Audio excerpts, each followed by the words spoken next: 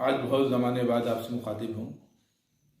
Social media पर आप लोग काफ़ी बातें सुन रहे हैं सोशल मीडिया पर, और मेरे बारे में काफ़ी कुछ कहा जाता है। अब मैं ये वीडियो अपलोड कर रहा हूँ तो भी तरह तरह के बेहुदा समाजवादी कमेंट्स करेंगे।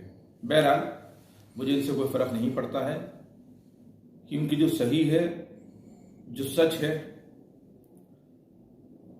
उसे कहना अगर गुनाह है तो ये गुनाह मैं बार बार करूंगा। ये अलग बात है कि बहुत ज़माने मैंने गलत का साथ दिया, ये अलग बात है कि बहुत ज़माने मैंने झूठ का साथ दिया, उसकी मुझे उस गलती की सज़ा भी मिली। बहरहाल आज सोशल मीडिया पर एक पत्र वायरल हो रहा है, उसमें कहा गया समाजवादी पार्टी के जिला अध्यक्ष लिख रहे हैं। अब वो हैं या नहीं है इस वक्त, हालांकि मुझे तो ये मालूम है कि अभी जिला कार्यकारिणियाँ सब भंग हैं। बहरहाल ये उनकी पार्टी का आंतरिक मामला है।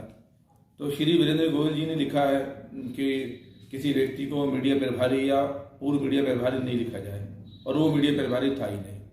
तो सबसे पहले तो मैं ये कहना चाहूँगा अपने मीडिया बंधुओं से, अपने पत्रकार भाइयों से, मैं खुद उनसे अपील करता हूँ कि मुझे मीडिया प्रभारी नहीं लिखा जाए। इसलिए क्योंकि मैंने तो इस पद को लात मारी है, मैंने तो ये पद सिवें छोड़ा है।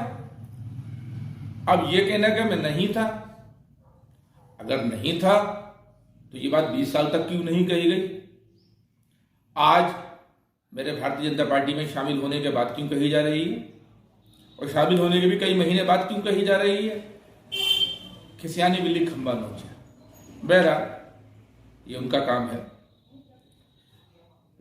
मेरे बारे में बेहुदा समाजवादी ये कमेंट्स करते हैं, बदतमीज समाजवादी ये लिखते हैं, गद्दार कहते हैं, और यही गोयल साहब जो बड़े का मांस खाते हैं लिखते हैं और कहते हैं कि मैं विभीषण हूं, मैंने लंका जलाई है। मैं गोयल साहब से कहना चाहूंगा कि आपने माना तो कि लंका थी, और अगर मैंने लंका जलाई है तो लंका जलाने वाले हर व्यक्ति को गर्व होना चाहिए। लंका जलाने पर मुझे भी गर्व है। विभीषण कौन है? तो विभीषण की अलग परिभाषा है। गद्दार कौन है यह भी तय होना चाहिए। एक तरफ तो गोयल साहब आपके नेता ने मुझसे बयान दिलवाया समाजवादी पार्टी के राष्ट्रीय अध्यक्ष अखिलेश यादव जी के खिलाफ, और मुझसे ही नहीं, मुरादाबाद के एक व्यक्ति से बयान दिलवाया, लखनऊ के इरशाद साहब से बयान दिलवाया, और कई जिलों में लोगों से बयान दिलवाए। और हद ये है कि अब भी समाजवादी रामपुर के कुछ लोग मसलन आसिम खां और शानी खां से खत लिखवाए और सोशल मीडिया पर अखिलेश जी की थूथू कराई, और आज आप अखिलेश जी के बगल वीर बैठे थे आपके नेता साहब। शर्म आना चाहिए। मैं विभीषण मुझे कहते हैं, विभीषण आप हैं। मैंने अगर विरोध किया वो अलग बात है कि आपके कहने पर किया, लेकिन मैं अपनी बात पर अटिक रहा। मैंने विरोध किया तो किया, और भारतीय जनता पार्टी का साथ दिया तो भारतीय जनता पार्टी में शामिल होकर दिया। आपकी तरह नहीं कि मुझसे बयान दिलवाकर उस बयान का सौदा करा लिया, और अब फिर आप बयान किसी और से बयान दिलाकर सौदा कराना चाहते थे। वो अलग बात है कि वो वाली बात आई नहीं। मैंने विरोध किया, अगर आपके कहने से भी किया, लेकिन उस विरोध पर अडिग रहा। मैंने मोदी जी की, योगी जी की और भारतीय जनता पार्टी के कुछ नेतृत्व को देखते हुए भारतीय जनता पार्टी में शामिल हुआ हूं। बेहुदा समाजवादियों, मेरे बारे में बेहुदा टिप्पणी करते हो, ये कहते हो कि मैं मुकदमों से डर गया। अगर मुकदमों से डरता तो 27 मुकदमे मेरे ऊपर लगते ही नहीं। और आपने देखा होगा, मैं आप सबसे कहना चाहता हूं कि जब मुकदमे की जो न्यायिक प्रक्रिया है वो वैसे ही चल रही है जैसे कि और लोगों पर चल रही है। ये जो मुजरिमान और लोग हैं वैसी ही प्रक्रिया मुझ पर चल रही है। कोई स्पेशल राहत मुझे नहीं मिली है। हाँ, मैं बेगुनाह हूं, मेरा अल्लाह जानता है, मेरा ज़मीर जानता है। न्यायालय तय करेगा, न्यायालय की बात न्यायालय में तय होगी। अगर मैं बेगुनाह हूंगा तो मुझे न्याय मिलेगा। मैंने तो भारतीय जनता पार्टी में शामिल होने वाले दिन माननीय प्रदेश अध्यक्ष जी के सामने कह दिया था कि मेरी कोई ख्वाहिश नहीं है, मेरी कोई लालसा नहीं है। और क्यों होगी ख्वाहिश? जिनके साथ आधी जिंदगी बिता दी, जिनके लिए पूरा जीवन समर्पण कर दिया, अपने पिता तक को खो दिया, उन्होंने मुझे कुछ नहीं दिया तो मुझे आपसे कुछ नहीं चाहिए। मैं कार्यकर्ता की हैसियत से मेहनत करूंगा। हाँ, अब्दुल कहकर जो लोग मुझे गालियां देते हैं, अरे बेवकूफो, जाहिलो, तुम खुद को गाली देते हो। अरे अब पहचानो अपने आप को। अब्दुल मैं नहीं हूं, अब्दुल तुम हो। तुम्हारा यूज किया गया है।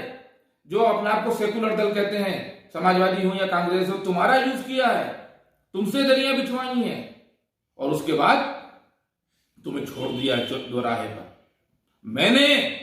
मैंने तुम मुझे गालियां देते हो, लेकिन मैंने तुम्हारी हैसियत और अहमियत वो बना दी है कि आज कोई भी दल तुमसे दरी नहीं बिछवाएगा। मैंने तुम्हारी वो हैसियत और वो अहमियत बना दी। मेरे बारे में ये कहा गया कि मेरी करोड़ों की जमीनें हैं। सरकार से, किसी भी सरकार से जांच हुई है और आगे भी जांच हो जाए, मालूम हो जाएगा मेरे पास क्या है। हाँ, लेकिन